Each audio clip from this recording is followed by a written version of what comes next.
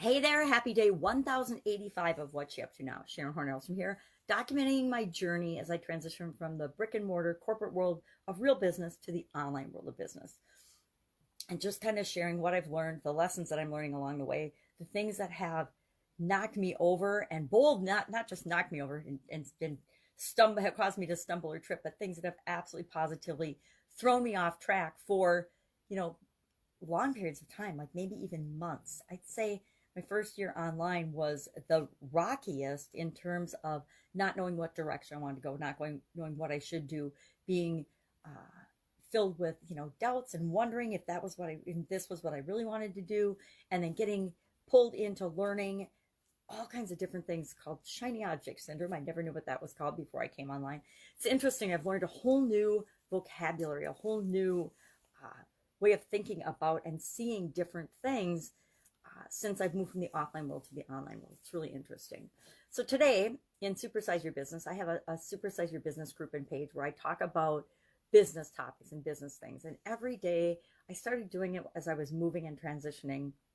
But now I think it's been, I'm kind of afraid to look, but I think it's been 685 days, at least. So it's been longer than that because I didn't start counting right off the bat.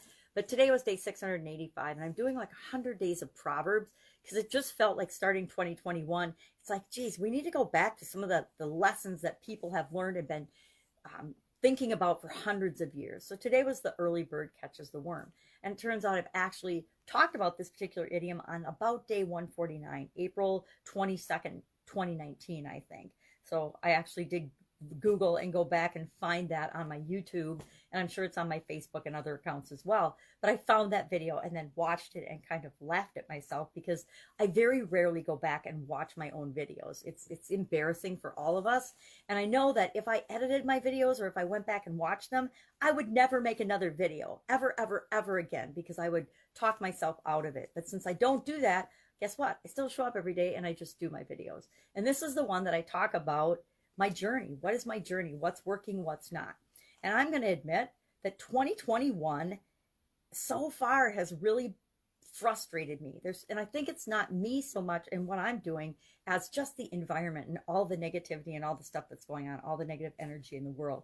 And I'm looking personally for ways to just jump past that and continue to move forward toward the goals and objectives and the things that I want to create in the world. And we need to do that despite what's going on around us. It doesn't matter it really doesn't matter what's going on in most parts of the world with respect to what a little grandma in Wisconsin, is doing with respect to my life and my business and my showing up every day. So to let any of that, frustrate me or put me off track or suck me in, so to speak, because that's what it does. It sucks us in and takes away our energy and our attention on the things that we want to pay attention to. So I'm kind of picking myself up by my bootstraps today and saying, okay, enough of this nonsense. Keep moving in the direction you're going, and any of the nonsense that's going on in the world, just let it go because it doesn't really have to impact me unless I decide that I'm going to let it impact me. Yesterday, had a super fun experience. There's something called Nature Illuminated at the Minnesota Zoo, and it's actually a drive-through exhibit where they've done giant blow-ups of different kinds of animals, and I took a ton of pictures at that because it was so fun. It was so fun. We went with my son, my daughter, my son-in-law, and my granddaughter, and then my daughter's pregnant, so my other granddaughter, who will be here in February. We went to that, and it was really fun. It was just different and fun. It reminded me of the time we went through a drive-through nativity. My sisters and I went through a drive-through nativity a couple of years ago with live animals and people dressed in costumes, and it was just fantastic. So sometimes it's just fun to experience different things. And COVID, as frustrating as a lot of us have been with the activities and the things we can't do, if we look for new and different things that we can do, we can have just as cool an experience as some of the other things that we've done in the past. Now, I personally think it was an incredibly positive way to pivot and do something at a time when things are closed, at least in Minnesota. The zoo's been closed probably for months. And it's winter, so it's a great thing to do in the winter time. You can stay in your nice, cozy, warm car with your hot chocolate or your coffee and your snacks. We actually had snacks and like we were going to a movie or something, and it was just really fun. They had the audio that talked about the animals and talked about the exhibits as you went through. So it was really just an overall grade A fun experience. Tonight's actually the last night, and so that's interesting. But my daughter had seen a billboard for it, and I was so glad that she did and told us about it, because it was definitely a fun thing for the family to go and do. So the early bird catches a worm was my idiom today, and it got me to thinking about routines and rituals and habits and morning routines. And normally I am doing a challenge for other people. And when I do a challenge for other people, I do it right along with them. And it keeps me moving forward in a positive direction and making progress toward the things that I want. And I thought since I ended December 31st with the 5th 30 plus day get up and go challenge from 2020, because that was my way to keep moving forward in 2020, I thought I would take the month of January off. And I'm finding that I wish I hadn't, because I love the structure that it adds to my life by setting up and doing that every single day. So I don't know if I can hold off till February 1st. I was planning on doing it again on February 1st. It might have to start sooner than that. We'll see how the next few days go, whether I decide to pull the plug and just say, okay, I'm not starting February 1st, or maybe I'll just start doing some preliminary days leading up to it like I've done in the past. Last year, I found that I didn't like the downtime in between either, so I still would do a video every day of a lesson learned or a tool or something that I've learned in my lots of years of trial and error and business experience in a bunch of different businesses and industries.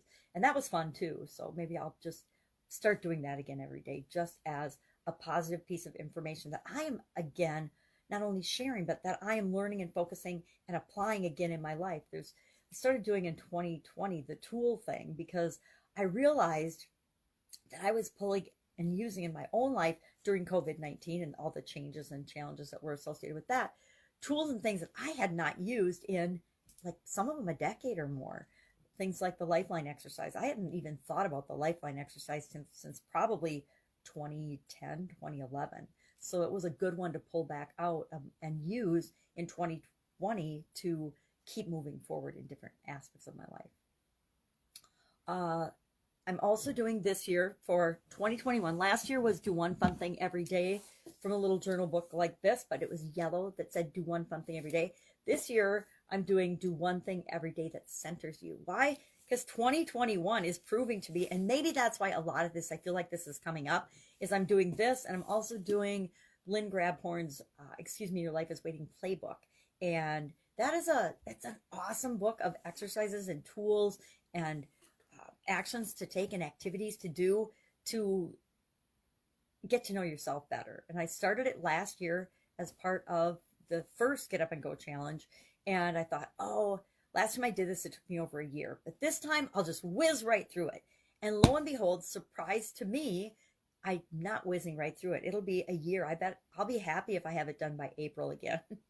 But there's such great, wonderful exercises, and I learned so much about myself and about what works and what doesn't work for me, that it's worth doing and taking the time and devoting the time and energy that it takes to do it. I just do a little bit every day, and some exercises take me several days to do. Because I'm not rushing through them. I'm not going to cheat myself by rushing through them. Could I have gotten through the whole book in probably a month and just whizzed through the exercises and put a couple little examples and half-heartedly done it? Absolutely, positively. Would that have met my commitment to myself to do the whole book again? Absolutely. Would I have felt good about it?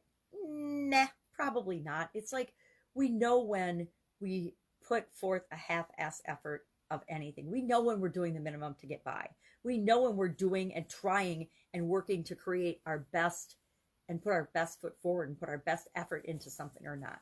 And so we can fool other people some of the time, but we can never really fool ourselves. So I decided that I'm taking the time that I want to devote to making that activity worthwhile. So today was day 17. It's the 17th, day 17 of doing one fun thing. I keep saying that. Do one thing every day that centers you. It was the 17th day of that. And we talked about the people that we associate with. And we want to associate with people that are likely to improve us, not hang out with people that are likely to drag us down with them. And guess what? As human beings, we hang out with both, but we get to choose who and what we're going to do, who and what we're going to listen to, who and when and where we're going to hang out with different people, and how we're going to have experiences with them. That's what I'm thinking about. So that's it. That's all I've got for you today. I am going to enjoy a quiet Sunday. My granddaughter's gone home now, so I'm just going to, I think it's funny that I did the early bird catches the worm today, and I'm actually doing my videos. Gosh, it must be, it's 11:27 my time. Normally I do them early in the morning. And actually, since my granddaughter went back to school, instead of getting up at 4 every day and doing my content and my video and creating and getting it done by 7-ish or 8, she used to come about 7, so I'd have it done by 7. I didn't want it to go into my time with her. I've actually backed that off, and I've been sleeping in till like 6 o'clock some days. For me, that's like really unusual. So I'm working on getting more sleep this year and taking better care of myself, because I think 2020 was kind of a year of slacking off and not doing all the things that I know are best for me and in my own best interest. And we sometimes, we do that and we can get away with it in the short term, but long term, when we start noticing how it's making us feel, we want to pull back and say, okay, stop, hold the phone. What do I need to do to make myself feel better? What do I need to do every day to move in the direction I want to go, not in the direction that life is just causing me to travel because I'm going with the flow of the stuff that's going on around me. Because sometimes we're not in a great place. We're not in a great situation. And we want to make sure that we're making the best of whatever situation we are in. All right, that's all I have. If I can help you in any way, ask in the comments below or direct message me. Otherwise, I'll be with you tomorrow. Have an awesome day.